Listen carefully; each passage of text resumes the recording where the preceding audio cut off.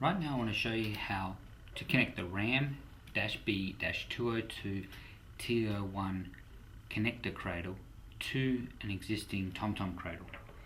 What you need to do is take the existing cradle that ships with the TomTom Go Plus, TomTom Go 300 and 700 series, which is an older style GPS looking something like this.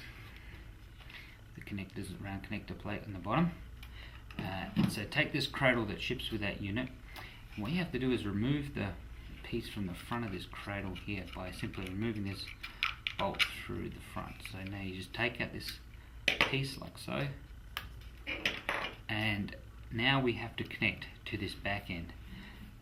So what you do is you take the RAM part, the TomTom Go connector, and it just slips over the top of that plate like so, or the connector cradle like so.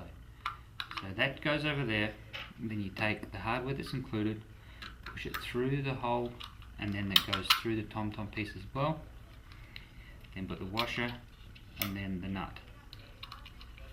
Doesn't get much simpler than that. Once this is connected in and obviously tightened with a screwdriver, you can now connect off of this ball to any sort of RAM mount, be it a U-bolt or a surface mount, a dashboard mount, whatever.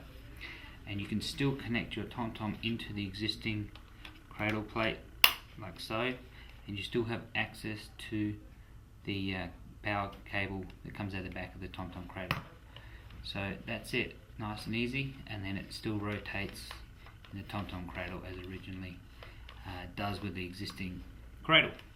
So that's it, that's how you connect the RAM-B-202-TO1 cradle to the TomTom Go cradles.